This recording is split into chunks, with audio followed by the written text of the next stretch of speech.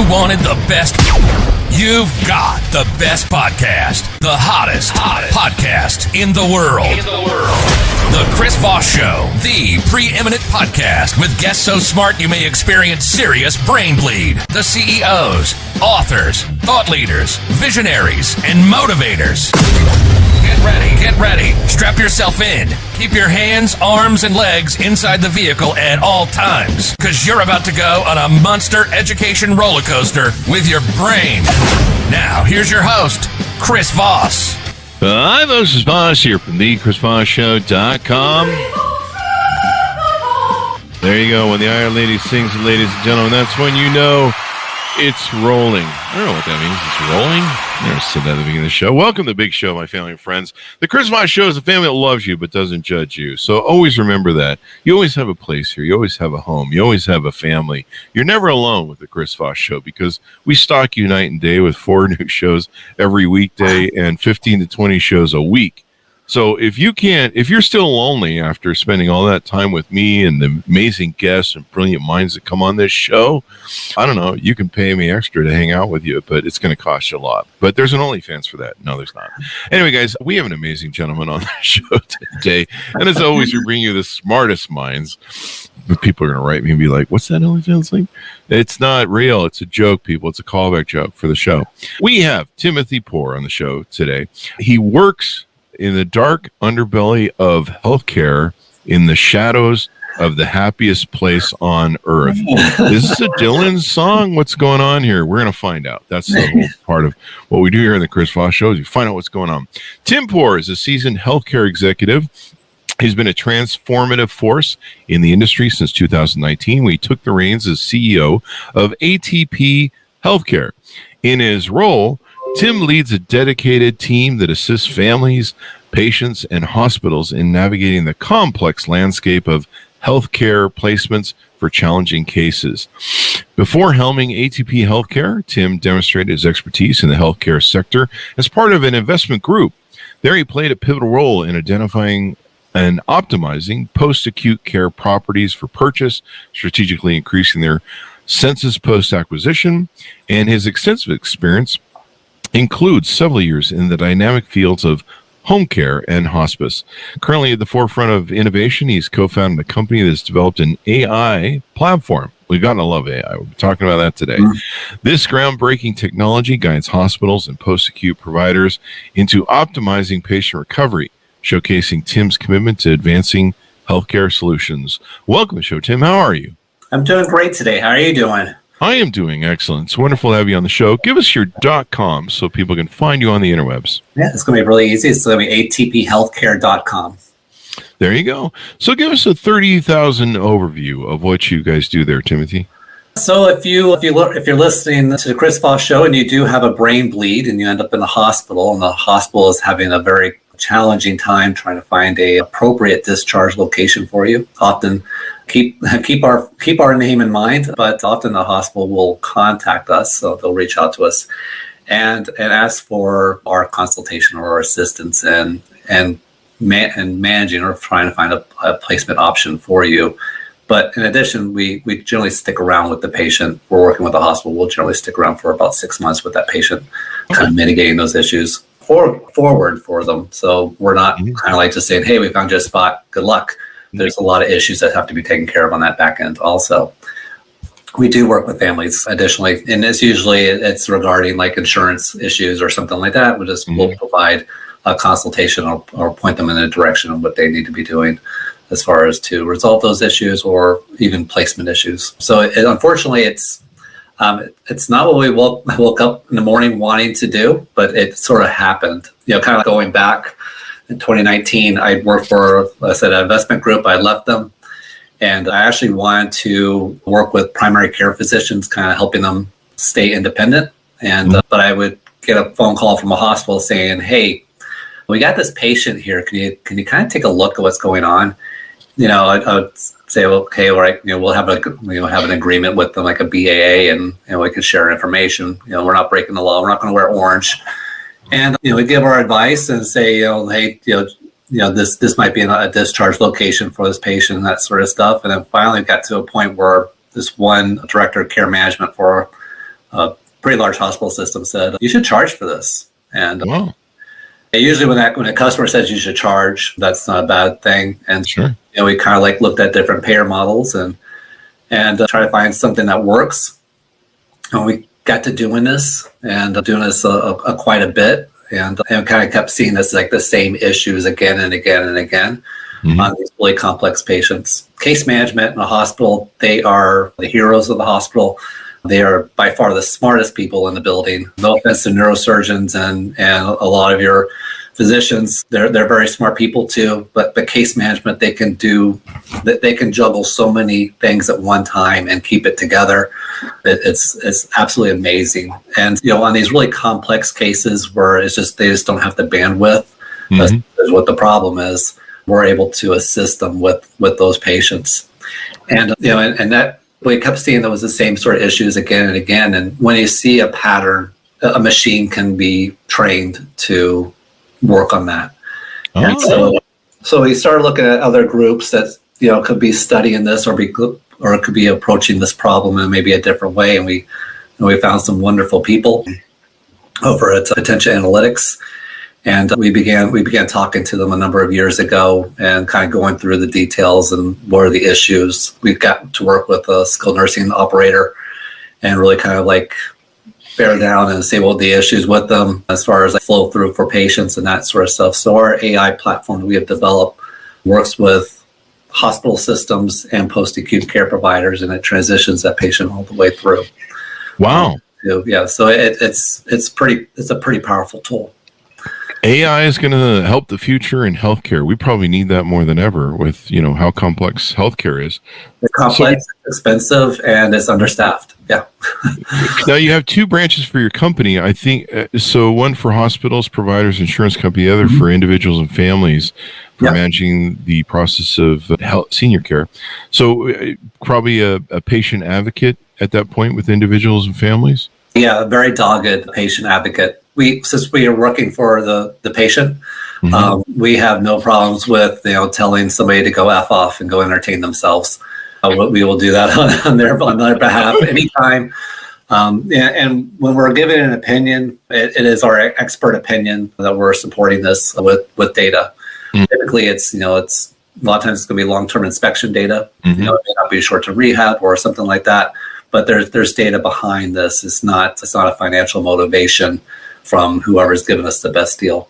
Most of the folks that we work with really can't afford our services, and so we're happy to point people in the right direction. Say, hey, this is what you need to be doing, and you just do X, Y, and Z, and this should help you. And if you need help, you can call us back. That's probably 95% of our calls. Very seldom do we actually get into a situation where, okay, we're going to have to talk about this, and this is going to be a while, and we're really going to need you to sign up for a subscription service. It's not really our goal. We just want to get you moving back and forth. We'll give you the information that you need to do to make the decisions you have to have, and then go forward from there. Does insurance help cover this, or Medicare, Medicaid, any of that sort of stuff? No. In a pocket. There's in the Affordable Care Act. There is provisions for, we're considered a case management support company, and there's provisions in there for that. But there really isn't anything in there where that you can bill for Medicare for. Interesting. And there are individuals who are case managers who can do like the pre-authorizations and that sort of stuff. That you can hire, but you're still hiring them. But their services aren't covered by Medicare. Interesting. So, but there are provisions in the ACA for that. It's just that it's going to be a number of years before that's pulled through. But okay. So give us a little bit of information on you. I mean, give us your hero's journey, your story, how you got into this business, how you became a CEO, your entrepreneurial journey, if you will. Tell us a little bit about your background. I had a fascination when I was in grad school. I was a Georgia Bulldog in grad school. So that we're pretty obnoxious right now. Alabama's this weekend, so I don't know when this airs, but Alabama's this weekend. There will be blood. Yeah, and when I was there, I was biochemistry, and I also had this hobby of working on export controls. So that's basically like how technologies are allowed to be, traded or used by other organizations, other countries. And, I had a keen interest on that. I did that for several years, and then I actually moved back down to Florida, where I was originally from, to work with my folks. My parents were talking about retiring, and they were in the housing industry, and that was about 2007. So, yeah, good timing on that. But really learned how to run an operation on a very lean budget. But that was pretty critical later on in life. I did that for a number of years and then moved into healthcare. I was like, enough of this. Yeah. It was kind of a wild time back then, definitely. And healthcare is definitely, as more baby boomers are retiring more than ever. I mean, you have the largest group of Americans, I think, pretty much at this point, retiring, and they want to live long and spend their money doing it. And I think they have most of the money for them. And there's challenges too with it also, because there's also a large number of individuals who really don't have any money, and they don't have the money for post-acute care. That makes it very, very challenging. It's expensive, to say the least. There you go. So you guys are developing AI, or you have AI currently working that can help. What is the complexity that you guys are solving? I mean, we all kind of know what it is, but give us the wrap up from your end of how complex it is to, take on this elephant that you guys put on your website. It's on the AI side. There are numerous parties involved in the care of an individual once they cross the threshold of an ER, and there's sometimes these personalities, these different groups can be at odds. They have different goals, and that's just inside a hospital. When you throw in something that's post-acute care, you're basically crossing the event horizon, and you're going into a black hole, because the rules are completely different. What is considered shinola in a hospital is literally a shit in a post-acute care arena. And individuals with like excellent commercial insurance plans, the hospital is going to do everything they can for you. But if you have Medicaid or Medicare, those are challenges in a hospital system, whereas just the exact opposite in post-acute care. Commercial insurance is kind of like, what do we do with this? Just put it over there in the corner, like type deal. Medicare and Medicaid are what you're seeking, specifically Medicare, more so than anything, more so than managed Medicare in most cases. Medicaid is very beneficial. Many times people when we speak with a family member or anyone on Medicaid, they often think it's just something for lazy people. That lazy people is about over 3/4 of the U.S. population is going to require Medicaid or requires Medicaid. It's at some point in their life. I mean, it's very instrumental, and it's the payer for a lot of your copays. It's the payer for a lot of your long-term care. Wow. Anything that's going to be, you're at home, or if you're in a community setting or a facility setting, the payer for the vast majority of that's going to be Medicaid. So that's always something they kind of need to, speak to your local elected officials about, and making sure that's funded properly. And unfortunately, it's not always funded properly. When it's not funded properly, it becomes very difficult for post-acute care providers to operate at the top of their license. For example, a patient who's on a ventilator requires a mechanical machine to keep their lungs open so they can breathe air. If you have a state of Florida has roughly, let me just check real quick. So we're going to be looking at the state of Florida has roughly 20 level 1, level 2 trauma centers throughout the state. Let's just say roughly. And, average bed size can be about 500 beds. There's going to be quite a few of those individuals who, because it's a trauma center, this is a severe injury. They're going to require a ventilation for the rest of their life. And there's literally only maybe half a dozen skilled nursing facilities in the state of Florida that can handle a vent. Really? Wow. There were more, but the reimbursement is just too low for what it costs to pay employees, what it costs to pay a respiratory therapist, to pay for the equipment. It just becomes a very challenge.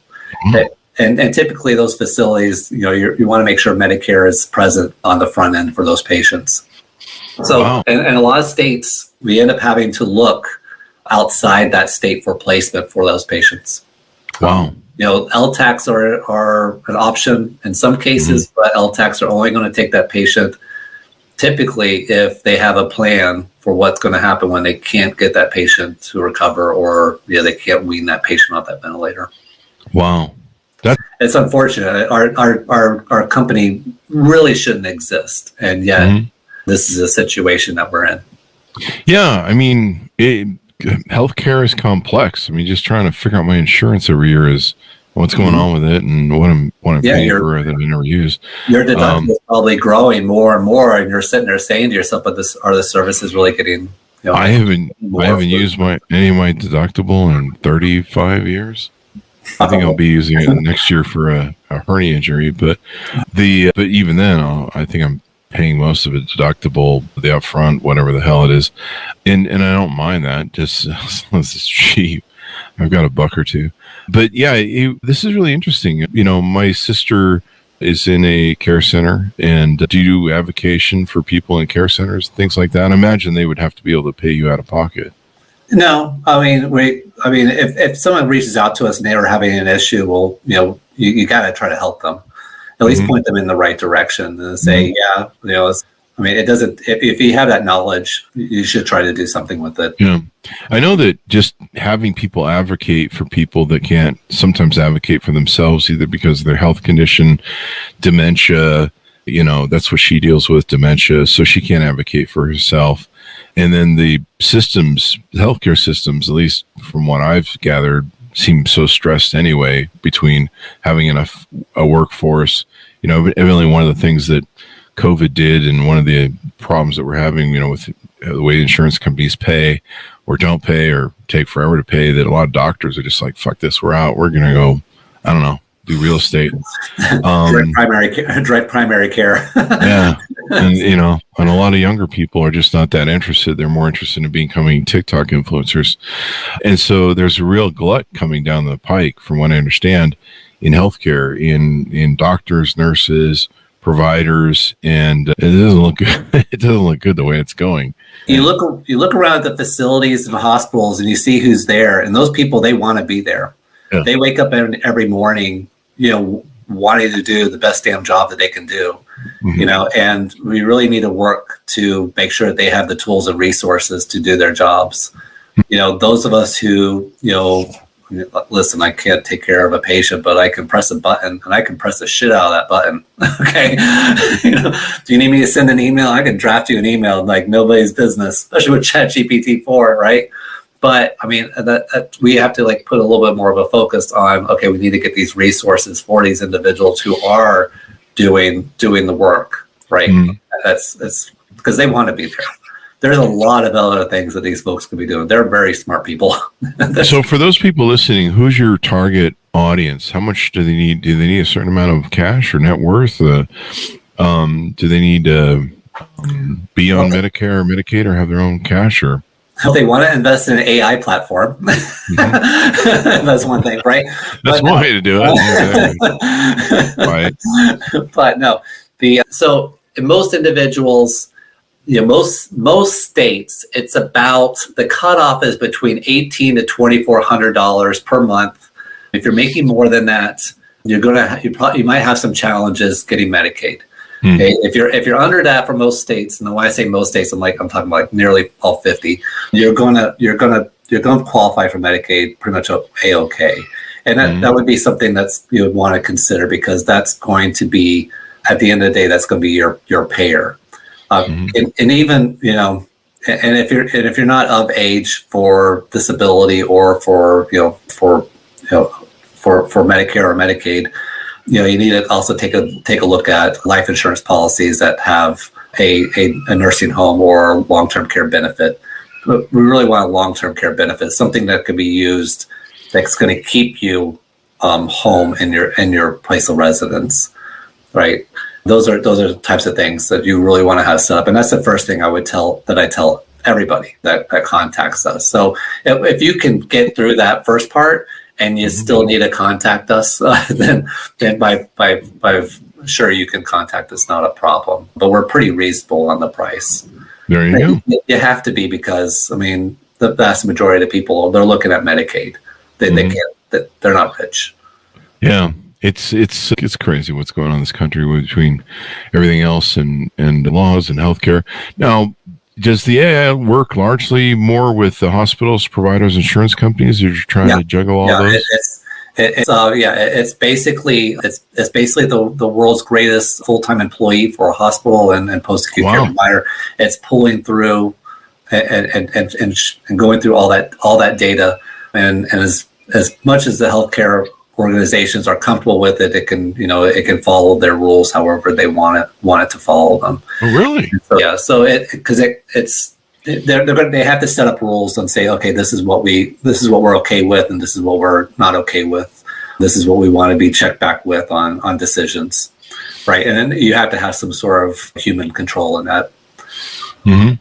Right, so does it help them? Maybe, I know one pain point for hospitals and doctors is getting paid from insurance companies. Does it help them get paid maybe better and faster? That's definitely something that it would do. Yeah, you guys are on track. It's doing it pretty regularly, right? I mean, it's and it understands the rules. There you go. And so you put the rules in to tell it to follow what you're looking for. And I imagine it helps with the workflow of, okay, move this patient there at this point, things along those lines? Yeah. There you go. And the AI comes to healthcare. That'll be great. I can't it's already there. There you go. Healthcare is actually really kind of slow and up on the uptake. There's a lot of this has already been present in most other industries, and it is just kind of like a lot of us were kind of just like sitting around saying, what's going to be the thing that tips it over the edge here and gets it rolling. And unfortunately, it's probably what we were having to deal with for a couple of years there. I don't even want to talk about that thing. I hate that thing so much. And you guys, and it helps assist hospitals in placing difficult patients. So like complexities like obesity, criminal records, geriatric diseases, drug abuse, no payer source. So it helps decide, figure out who's paying, who's not, drug abuse, maybe who not to give fentanyl to, or those types of decisions on who to give or not give, that's a clinical decision. And they need to be making that decision. But when it actually comes down towards like the workflow of the platform, it can assist in showing what are the options for those organizations that are involved to help pull that patient through. Because a lot of the times it's how systems work. Many healthcare systems in the hospital side, they work in a very compartmentalized, even in a hospital. So you'll have multiple teams trading off a patient throughout the patient's recovery, which it's like, how can you do that? And it's because there's so many patients and there's so few people that you have to kind of do it in that sort of situation. You can't just have one person to stay with the entire patient. So in this case, the AI is actually what's staying with the patient the entire time. Wow. I'm reading some of the case studies you have on your website, and this is really interesting. I never really thought that, after you have some sort of trauma or injury, that, there's follow-up care that needs to take place. And I've been kind of lucky in my life at not dealing with that, knock on wood. But I never really thought about it. But, it looks like there's a real thing with placing people after in short-term rehab. ATP healthcare helps assist in getting the facility and the insurance and transportation. Transportation is always a pain in the ass for stuff too, and getting that all done. Are opioid dependent? There's a case study you have on here. Is opioid dependent people like my sister who live on fentanyl because they just have to? Yeah. There you go. I was just wondering if that term applied to her. I'm just after my own stuff here at this point. But no, it's good. This is good educational stuff, because I hope I never reach that point, but there are times when that comes. But yeah, these are interesting. I never knew there's so much different stuff that goes into this post-care. Yeah, and the other thing is that we're still experiencing a lot of the ripple effects from COVID. We mentioned we talked a bit about the workforce issues, but you also have to kind of think about, there's a lot of cases where people were supposed to get surgeries and it didn't happen. Mm-hmm. Right. And so one type of surgery is surgery for patients who are bariatric or extreme bariatric, which they were going to go and have some sort of like reduction surgery or something like that. And that was just really for 2 years, that was essentially put on hold. Mm-hmm. And, so you have individuals who were appropriate for surgery at a certain point. Maybe they're not appropriate for it anymore. Maybe their health is deteriorated because of that now. Now we have those extra effects.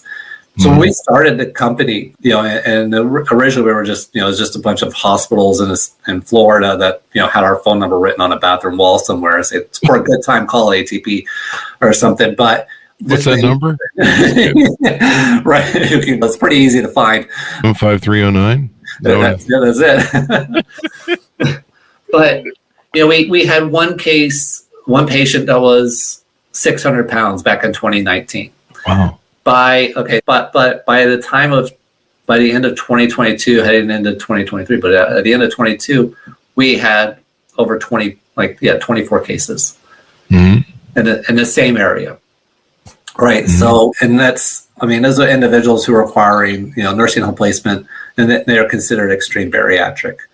Mm-hmm. And so, like, COVID really, I said it, but it really wreaked a lot of havoc and not directly. So we're going to see some of these like ripple effects from this for quite a while.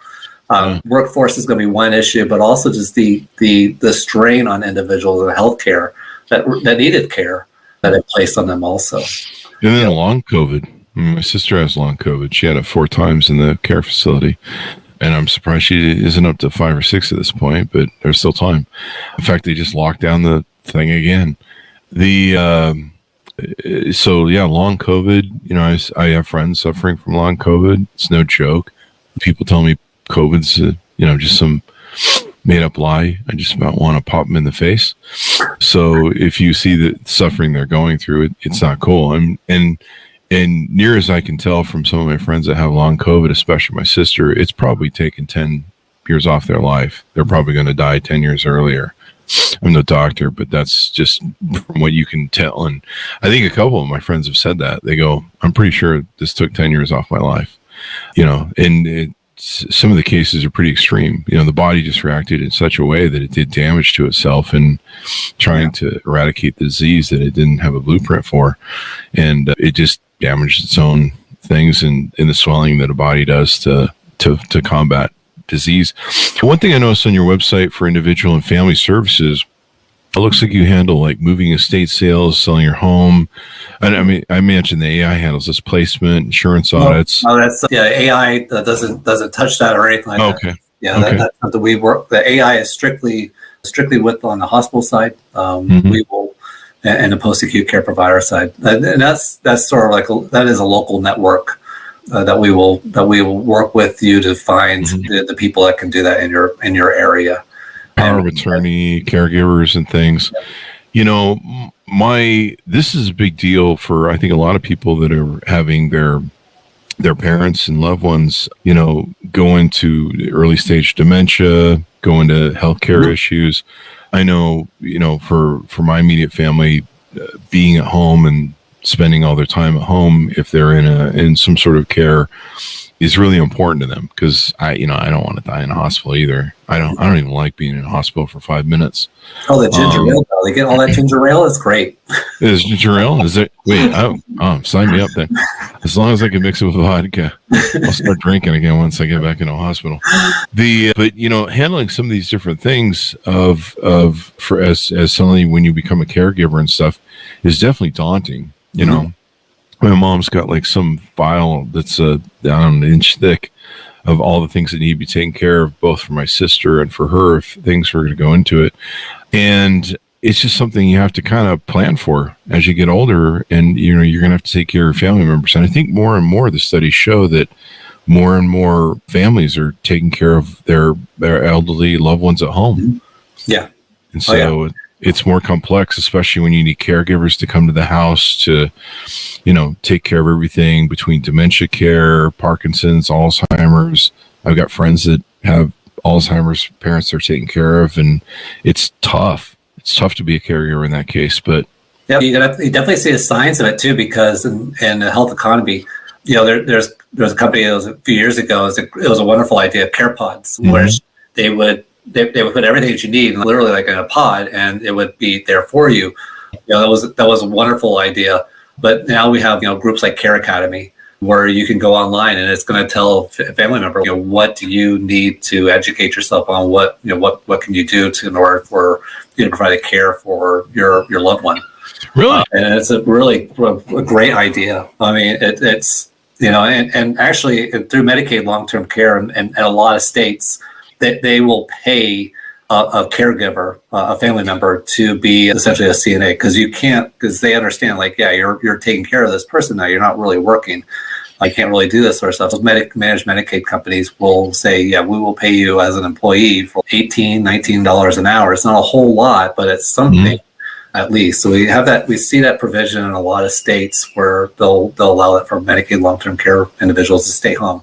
It's a lot cheaper to do that. I would much rather do that as a state than to pay for long-term care in a nursing home. Yeah. I mean, there's a certain point where when it takes 2 or 3 people to shower you, lift you out of bed, and put you in your chair and stuff, that, you have to be in a facility. But I know that, no one wants to be in there's some people that really love being in a hospital. Maybe they like the food or something. There are some individuals, there's the cases we worked on where, the hospitals contact us and the patient's been there for over a year. And I was like, this patient has rights. They had to be formally evicted at this time. Wow. Because this is, if they're receiving mail, right? Oh my God. So like one of our first ideas for an advertisement was going to be to have a Roomba. Right, we show a Roomba, because this patient, we showed this is back before COVID, would go to a hospital in person. This patient, oh my God, there's this Roomba like rolling around the hospital, like on the floor and stuff like that. I was like, that's really cool. You guys have that for, to keep the place clean and stuff like that. And they're like shaking their head. It's like, what the fuck? Like, I go into the guy's room and there's like Amazon boxes, like Prime boxes stacked. Like, holy crap, the guy's just moved in, man. He's got a couch. His sister, he says, I thought I would just help, keep the place clean. been there for so long. Got him a Roomba. Roomba. I guess there's people like that. But yeah, there's the more power that can be given to caregivers and families that go through this, because it's a tough road, and it's unfortunate where my mom is retired, so she can handle my sister's issues, but eventually they're gonna, I'm gonna have to deal with them, and the paperwork and the there's whatever the rules are for Medicaid, Medicare. I still don't even understand what all that is. I kind of have a relative idea, but I kind of don't want to know at this point until I have to. But Chris, I'm not gonna let you off this show without knowing what that is. I mean, I know it's important and stuff, but someday I'm gonna have to navigate all this stuff, and if there's something that can make that definitely easier and help me advocate, because I've seen the importance of if you don't have someone advocating, like I can tell you, if you have a loved one in a care center, you need to visit them on a, if not daily, like biweekly or weekly basis to check on their care. It's extraordinary, some of the abuses that go on in care centers. So I oversaw facilities and our buildings, unfortunately, the vast majority of the residents didn't have anybody visiting them ever. Yeah. And it's very troubling. I might think to myself, like, I'm the freaking, the business development guy. And I'm the one that's sitting here with the patient, with this guy here in the ICU, who's a resident in the family. They're nowhere, like type deal, not involved in it and all. They're like, let us know when he passes. Like, really? Jesus. It's like that. Yeah. And so a lot of times the folks in nursing homes, I don't think a lot of people realize that that's their family. It's Mike down the hall. When my father passed away, I had to take a few days off of work, and I came back when the first person that visited me was this gentleman, Mike. And, he just sat with me for a while, and, I love him. I miss him every day. I remember the day he passed away. Mm-hmm. And it was a lot. Yeah. No. It definitely is. It's a tough thing that people go through, and then on top of the sorrow and pain, like you talk about the loss, you're trying to square that, and then you've got, selling the house, if that's a factor, accounts, their banking, you've got to do the whole estate thing with the state and whatever that is, all that I forget what it's called, the thing where the state figures out how much they're going to take taxes on you, and meanwhile you're just like, hey man, I just lost one of the most important people in my life, and I'm going through grief, and you want to stack all this crap on top of it, so the some of the case managers are fantastic people when you're in the hospital. That's your best friend. When you're outside the hospital, an elder law attorney, an elder or family law attorney, somebody who can do those trusts, who can do the Medicaid applications, that sort of stuff. I don't know what deal the devil that elder law attorneys made, but when they do a Medicaid application, typically when they're running it through the state, generally it's approved faster and it's right pretty much every time. I don't know what it is. I would highly recommend your listeners at least speak with a good elder law attorney. It doesn't matter if you're years away from it or not.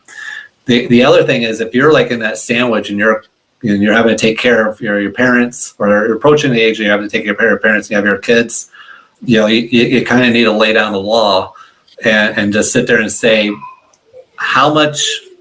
what level of my life am I to sacrifice in order for you to maintain your current standard of living? Mm-hmm. What are we looking at here, right? We actually offer that conversation. We'll have that with your family, usually free of charge. if it's a mom or a dad that isn't quite getting it, type deal. But that's really a conversation that the kids should be having with their family or something. And just you got to put it down very bluntly. What is it? What does it look like? Where do we have to be at? Do you have to be like in a wheelchair, all the time, and having your diaper changed? What is it? And once you have that, and as tough as it is, once you have that information, you know where that line is at. Mm-hmm. Make them stick to it, right? And say, okay, this is what it is, all right. And when you fell last week or something like that, or you left the stove on, type deal. Okay, we're going to start looking at Plan B now, And that's, put it that bluntly to them, but that's we're all on the same page. Yeah. Everyone thinks everything's going to be fine, and this shit ain't going to be fine. I'm telling you, it is not. It's really rough. Yeah. And so the more support you can give, do you guys see yourself developing other variations or other silos in the AI segment of dealing with some of the other issues that we have? Or you? Yeah. Because especially it'd be much more beneficial just to have somebody, they could just go on and just chat with an AI system and say, they would come to ATP Healthcare or something like that. And what we're working on is just having a system for chat where they could just answer the questions they need, point them in the right direction, and then allow them to move on. If it's, I need assisted living, recommendations for my 86-year-old grandmother who has X, Y, and Z, having that in place, and it says, okay, this is what you need. These are your options within 25 miles of your zip code, that sort of stuff. And, it's pretty straightforward to do that. What you would want to do is make sure that the system was HIPAA compliant. We're not going to be, anybody's going to be able to scrape information off of it. But the other thing is, though, you also would want to make sure you go one step further and put the families in contact with the appropriate individuals, whether it be an elder law group, whether it be, somebody who works on, Medicaid specifically, or whatever it may be, and that sort of stuff, just so that they have the resources. And also be able to sit there and coach them through if they want to sit there and say, hey, I want to do Medicaid on my own. I don't have the money to afford for a specialist. Say, okay, this is what you're going to need for Medicaid. This is the site, and this is how you need to be answering these questions. Most definitely. I mean, the more, hopefully the AI can just change the whole mode of healthcare and streamline it that's even possible. Yeah, that's something actually we're working on the ATP healthcare side. The AI platform is actually under a new co, because we are a partnership. But the ATP healthcare is working on that because it's I mean, like I said before earlier, most of the phone calls were just pointing people in the right direction. People are pretty smart. There you go. Mark Billings says, "Nice job, Tim." From your audience, so there you go. He's a good guy. Timothy, give us a final pitch out and .coms where people can find you on the interwebs. Yep. So if you're a hospital patient or even a family member, you have any questions about placement or post-acute care needs, feel free to reach out to us. Just visit us at atphealthcare.com. There you go. Yeah, our fax line is a secure fax line for hospitals. We are on CarePort, and that makes it pretty easy to communicate with us. Is that one of those HIPAA things where it's secure? I don't want anybody sending me patient information or on our website. Don't do that. No. I tried to get my blood work emailed to me recently, and they were like, "No, I can't do that. We have to hand it to you." I'm like, "Seriously? It's 2023," but I get it. Yeah. There you go. What are you gonna do? I mean, I'm like, is there someone trying to steal my blood work? I don't think they want it. My blood work came out green, eh? And they said I was an alien, so I don't know what that means, but we're looking into it somewhere. It came out queso. Yeah, surprising it doesn't, because I actually eat a lot of queso. I love queso. So there you go. Thank you very much, Tim, for coming on the show. We really appreciate it. Oh, thank you so much for having me. It was a great time. Yeah, great discussion about AI, and man, you give me hope that, right before AI kills us and destroys us Terminator style, it can help us save on our health code bills. Yeah, it's going to know where to put us. Put them all in the hospitals. AI will be putting me in a rubber room. I got a special place for you. They'll be putting me in a rubber room. Yeah, they'll be like, put them in a rubber room. One flew over the cuckoo's nest. So thank you, Tim, for coming on the show. Thanks, Ron, for tuning in. Go to goodreads.com/Chris Voss, LinkedIn.com/Chris Voss. Subscribe to the big LinkedIn newsletter. That thing is crazy in its growth. And also our 130,000 group on LinkedIn. Go to Chris Voss 1 on Tickety Talkety and ChrisVossFacebook.com. Thanks for tuning in. Be good to each other. Stay safe. And we'll see you guys next time.